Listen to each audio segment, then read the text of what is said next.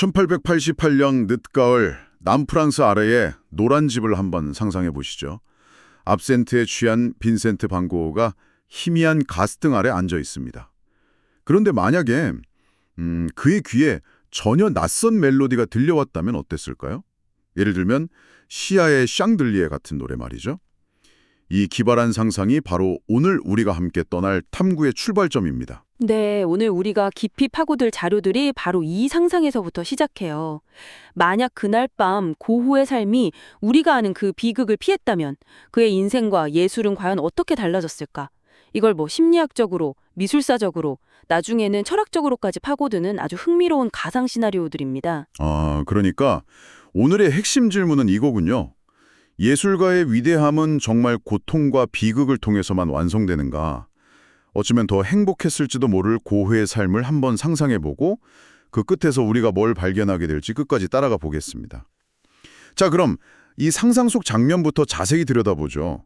고흐가 현대 팝송 샹들리에를 듣는다니? 듣기만 해도 참 어색한데요? 자료에 따르면 이게 그냥 음악 감상 수준이 아니었다고요. 전혀 아니죠. 고흐는 이 노래를 귀로 듣는 게 아니라 온몸으로, 눈으로 봤다고 표현하는 게 맞을 거예요. 봤다고요? 네, 공감각적 체험이라고 하죠. 자료에 묘사된 걸 보면 노래 도입부에 그 건조하고 담담한 목소리 있잖아요. Party girls don't get hurt. 네네. 이 부분에선 젯소를 칠하지 않은 거친 캔버스를 손톱으로 긁는 듯한 그런 감각을 느꼈다고 해요. 소리에서 촉감을 느꼈다는 거군요. 재밌네요. 상처받지 않아라는 가사가 오히려 더 아프게 들렸을 것 같은데요. 정확합니다.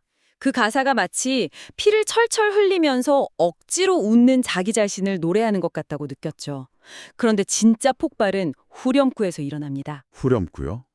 I'm gonna swing from the chandelier 하고 고음이 막 터져 나오는 순간 그는 색을 봅니다. 어떤 색이었을까요? 바로 크롬 옐로우였습니다. 그 노란색. 네, 그가 가장 사랑하면서도 두려워했던 너무 강렬해서 오래 보면 눈이 멀어버릴 것 같은 그 태양의 색. 그 노란색이 목소리가 돼서 터져 나오는 비명이라고 느낀 거죠. 비명이요? 샹들리에에 매달린다는 가사는 그에게 유희가 아니었어요. 자신이 사이프러스 나무를 그릴 때 느끼는 그 하늘로 솟구치는 현기증과 동시에 땅으로 추락할 것 같은 공포, 그 자체였던 겁니다. 와, 잔류의 표현을 그대로 빌리면 이건 살려달라는 노란색 절규였어요. 살려달라는 노란색 절규. 와, 정말 고흐다운 표현이네요. 그런데 이 모든 감정의 소용돌이를 옆에서 지켜보던 고갱의 반응은 완전히 달랐다고요. 네, 그야말로 극과 극이었습니다. 고갱에게 이 노래는 그냥 통제되지 않은 감정의 폭발, 한마디로 세련되지 못한 야만, 히스테리 이런 거에 불과했어요. 예술가는 샹들리에에 매달리는 광대가 아니라 그 아래서 모든 걸 차갑게 관조하는 주인이어야 한다. 원래 이렇게 생각했던 사람이거든요. 고갱 입장에선 그냥 시끄러운 노래였을 뿐인데 고흐가 저렇게 반응하는 걸 보면서 저 친구는 고통을 예술로 승화시키지 못하고 그냥 고통 그 자체가 되어버렸군 하고 혀를 찬 거군요. 결정적인 반전이 일어납니다. 반전이요? 네, 고흐가 신비한 석판을 통해 고갱의 미래를 보게 된 겁니다. 고갱의 미래요? 어떤 미래였죠? 끔찍한 미래였습니다. 그가 그토록 동경하던 낙원, 타히티에서 어린 소녀들을 척취하고 결국 매독에 걸려서 온몸이 썩어가면서 비참하게 죽는 미래를 아주 생생하게 목격한 거예요. 와, 그 순간 그의 눈앞에서 모든 게 무너져 내린 거죠. 이건 그냥 실망한 정도가 아니네요. 자신이 스승이자 구원자로 여겼던 존재가 사실은 속이 썩어 문드러진 과일, 타인을 착취해야만 자기 예술을 할 수 있는 가엾고 열등한 영혼이었다는 걸 깨달은 거니까요. 우상이 완전히 깨져버린 거네요. 맞습니다. 존경심은 순식간에 연민과 환멸로 바뀌어버렸죠. 그리고 이 심리적 변화가 우리가 아는 그 비극적인 역사를 완전히 다른 결말로 이끌게 됩니다. 그래서 며칠 뒤 고갱이 이별을 통보했을 때 고흐는 더 이상 매달리지 않아요. 오히려 압도적인 정신적 우위를 점하게 됩니다. 항상 고갱에게 매달리고 칭얼대던 그 고흐가 아니었던 거군요. 네, 그는 아주 차분하게 고갱에게 이렇게 말했다고 합니다. 자네는 왕이 되어야 하는 사람이야, 폴. 하지만 여긴 자네가 앉을 왕좌가 없어. 그러니 이제 가게. 우리가 서로를 완전히 파괴하기 전에. 와, 그러고는 결정적인 한마디를 덧붙이죠. 이건 쫓아내는 게 아니라 보내주는 거야. 그 말을 들은 고갱은 정말 당황했겠는데요. 자기가 버리려고 했는데 오히려 자신이 놓아주는 것처럼 말하니까요. 불쾌함과 당혹감을 동시에 느꼈다고 하죠. 마치 자신에게 칭얼대던 어린 동생이 갑자기 모든 걸 꿰뚫어 보는 늙은 현자처럼 자기를 내려다보는 듯한 그런 기분. 그렇죠. 그는 그렇게 아무 말도 못하고 떠나갑니다. 그리고 역사상 가장 유명한 비극 중 하나인 귀 자르기 사건은 일어나지 않고 고흐의 귀는 멀쩡히 남게 되죠. 자, 여기서부터가 정말 흥미로운 지점입니다. 고갱이라는 그 심리적 족쇄에서 풀려나고 정신적 안정을 찾은 고흐의 삶은 어떻게 바뀌었을까요? 아주 현실적인 부분부터 짚어주시죠. 자료를 뜯어보니까 고흐의 삶이 크게 4가지 면에서 아주 현실적으로 바뀌었을 거라고 봐요. 네 가지요. 우선 첫째가 돈 쓰는 방식이 완전히 달라져요. 지출의 합리화죠. 아, 고갱한테 잘 보이려고 비싼 가구를 드리고 좋은 음식을 대접하느라 무리하던 걸 그만뒀다는 거군요. 맞습니다. 허영심을 버리고 실속을 챙기기 시작한 거죠. 오직 자기 작업에만 집중하는 미니멀리스트가 되는 겁니다. 그렇군요. 두 번째 변화는 동생 테오와의 관계입니다. 이게 아주 중요해요. 태호와의 관계요? 네, 죄책감에 시달리는 채무자에서 자신의 가치를 확신하는 당당한 비즈니스 파트너로 관계를 재정립합니다. 잠깐만요. 비즈니스 파트너라는 말이 핵심이네요. 이건 단순히 돈 문제가 아니라 나는 너에게 빚진 게 아니라 미래의 가치가 될 그림들을 담보로 투자를 받는 거다라고 선언한 거랑 마찬가지인데요? 바로 그겁니다. 심리적으로 완전한 독립을 이룬 거군요. 네, 정신적으로 바로 서니 모든 관계가 제자리를 찾는 거죠. 세 번째는 지역사회와의 교류입니다. 이웃들이요. 네, 광인이라는 낙인이 찍히지 않으니까 성실하지만 조금 괴팍한 화가 정도로 이웃들과 관계를 맺어요. 자기가 그린 작은 그림을 주고 빵이나 채소를 얻는 식으로 사회적 관계망 안에서 생존하는 법을 터득하게 됩니다. 마지막 네 번째는 뭔가요? 예술적 타협입니다. 위대한 예술을 해야 한다는 그 강박에서 벗어나서 생계를 위해 아이들에게 그림을 가르치거나 마을 가게에 간판을 그려주는 부업을 부끄러워하지 않고 숭고한 노동으로 받아들였을 거라는 예측이에요. 들어보니까 가난하긴 해도 결코 비참하지는 않은 훨씬 단단하고 건강한 삶을 살았을 것 같네요. 그런데 여기서 바로 딜레마가 생깁니다. 이런 안정적인 삶이 그의 예술, 그리고 우리가 아는 그 어마어마한 명성에는 과연 어떤 영향을 미쳤을까요? 여기서부터 이제 미술사학적 관점의 냉정한 분석이 시작됩니다. 네. 결론부터 딱 말씀드리면 비극 없는 반고흐는 지금과 같은 슈퍼스타가 되지 못했을 것이라는 겁니다. 아, 우리가 아는 반고흐라는 브랜드는 사실 3가지 요소가 완벽하게 결합된 결과물이거든요. 3가지 요소요. 바로 압도적인 실력, 더하기 비극적인 서사, 더하기 제수 씨 요한나의 천재적 마케팅, 이 3가지입니다. 실력과 비극적인 서사, 이 2가지만으로도 충분히 위대한 예술가라고 할 수 있을 것 같은데 마케팅이 없었다면 정말 지금의 명성은 불가능했을까요? 요한나의 역할이 그렇게나 결정적이었나요? 네, 결정적이었습니다. 이 공식에서 비극적 서사라는 가장 강력한 요소가 빠졌을 때 어떤 일이 벌어지는지 3가지로 나눠볼 수 있어요. 네, 어떻게 되나요? 천재라는 이 드라마틱한 스토리가 없으면 대중의 폭발적인 관심을 끌기가 어려워요. 아마 그는 소수의 전문가들만 알아보는 화가들의 화가로 조용히 늙어갔을 겁니다. 그의 가장 유명한 작품들, 예를 들어 별이 빛나는 밤 같은 그림들에도 영향이 있었을까요? 당연히 있었겠죠. 그게 두 번째 변화, 즉 화풍의 변화입니다. 별이 빛나는 밤에 그 미친 듯이 소용돌이 치는 에너지는 그의 불안하고 격정적인 정신 상태랑 아, 그 정신 상태랑 때려야 뗄 수가 없는 거군요. 네, 바로 그겁니다. 분리해서 생각할 수가 없어요.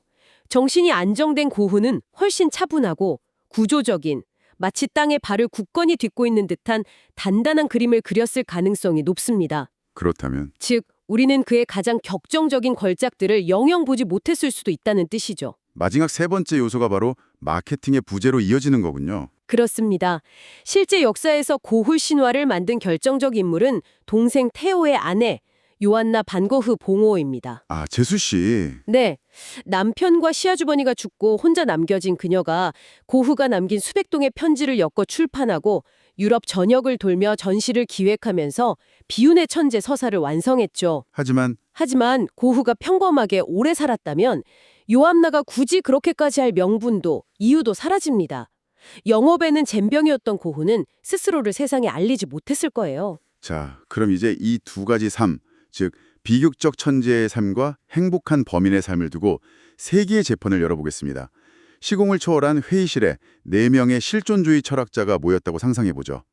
팀 운명과 초월 대 팀 자유와 생존. 먼저 니체와 키르케고르, 정말 강력한 선수들인데요. 이렇게 말했다의 구절을 인용하죠.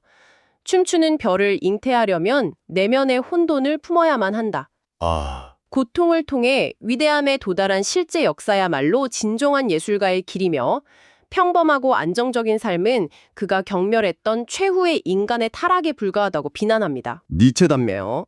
평범한 행복 따위는 경멸의 대상일 뿐이고 위대해지려면 고통의 불길 속으로 기꺼이 뛰어들어야 한다는 거군요. 네, 키르케고르는 또 종교적 실존주의의 관점에서 변호합니다. 아, 킬케고르는요. 그는 고흐가 귀를 자른 행위를 통해 절망의 끝에서 신 앞에 홀로 선 단독자가 되었다고 말해요.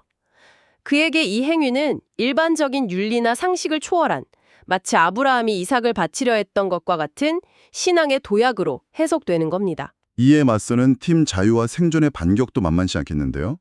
사르트르와 카뮤가 나섰습니다. 네, 사르트르는 자신의 유명한 명제 실존은 본질에 앞선다로 반박합니다. 실존은 본질에 앞선다. 네, 인간은 정해진 운명, 즉 본질을 따르는 존재가 아니라 스스로의 선택을 통해 자신을 만들어가는 존재라는 거죠. 그렇기 때문에 스스로 고갱이라는 족쇄를 끊어내고 새로운 삶을 기획한 그 대체 역사의 주체적인 선택이야말로 진정한 인간의 용기라고 주장합니다. 듣고 보니 카뮤의 시지프 신화가 떠오르네요. 정확합니다. 카뮤는 나는 반항한다, 고로 존재한다고 외치죠. 그에게 자살은 부조리한 운명에 대한 완전한 패배일 뿐입니다. 온갖 고난에도 불구하고 자살하지 않고 묵묵히 살아남아 그림이라는 돌을 계속 굴린 대체 역사의 고흐야말로 진정한 행복한 시지푸스라고 변호하는 거죠. 와, 그러니까 한쪽은 고통을 겪었기에 위대하다고 하고 다른 쪽은 고통을 이겨내고 살아남았기에 위대하다고 하는 거네요. 정말 창과 방패의 대결 같은데 여기에 예상치 못한 판결을 내리는 인물이 등장한다고요? 네, 바로 미셸 푸코입니다. 푸코요? 네, 푸코가 등장해서 이 논쟁판 자체를 그냥 뒤엎어버립니다. 그는 이 철학자들의 논쟁이 순진한 낭만주의에 빠져 있다고 일축해요. 그러면서 문제의 본질은 개인의 선택이 아니라 그 개인을 둘러싼 시스템과 권력이라고 지적합니다. 시스템과 권력, 푸코의 판결, 구체적으로 어떤 내용인가요? 그는 양쪽 모두에게 유죄를 선고합니다. 먼저 실제 역사 속 고흐에 대해 이렇게 말해요. 당대 사회는 그를 광인으로 규정해서 정신병원에 격리하고 침묵시켰다. 그래놓고 이제 와서 그가 죽어 안전해지니 그의 고통을 자본주의적 상품으로 포장해 비싸게 팔아먹고 있다. 듣고 보니 정말 뼈아픈 지적이네요.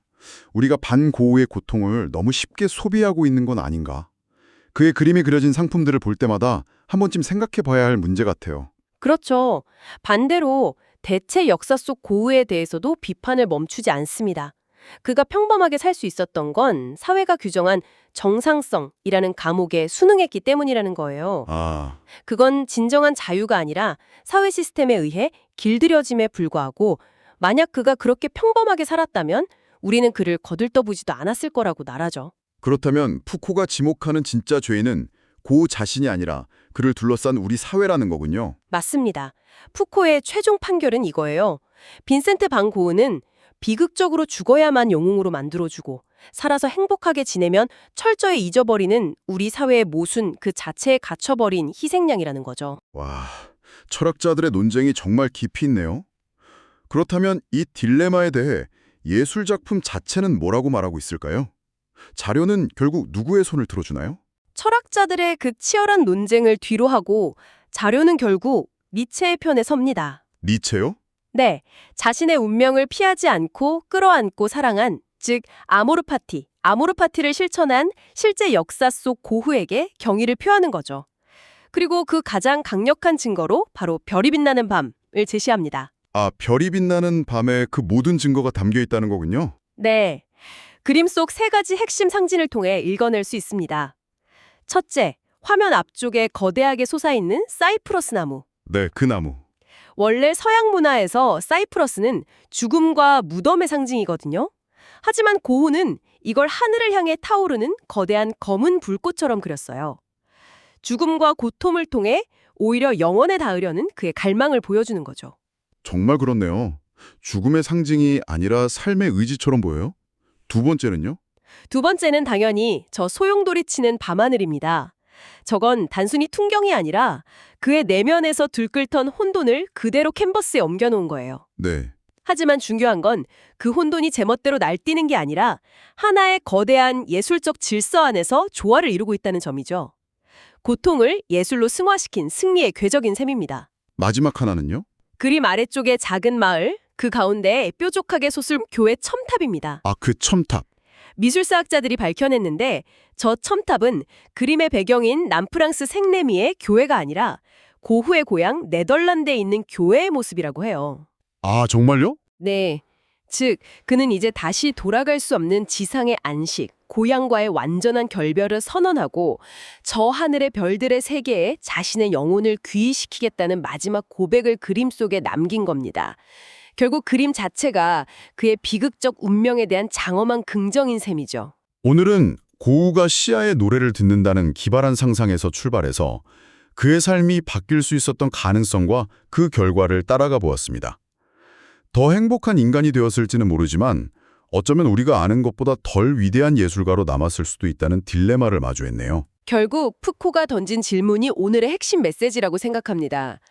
빈센트 반 고흐는 비극적으로 죽어야만 영웅이 되고 살아서 행복하면 잊혀지는 모순적인 조건 속에 갇혀 있었죠. 그의 위대함과 그것을 소비하는 우리 사이의 관계를 되돌아보게 합니다. 바로 그 지점이 오늘 탐구를 통해 여러분께 남겨진 마지막 생각할 거리가 아닐까 합니다. 우리가 그의 그림이 인쇄된 머글컵이나 우산, 휴대폰 케이스를 볼 때 우리는 과연 무엇을 기념하는 걸까요? 그의 타오르는 예술혼일까요? 아니면 그 예술을 이토록 유명하게 만든 그의 비극일까요? 이 질문에 대한 답은 아마 각자의 몫일 겁니다.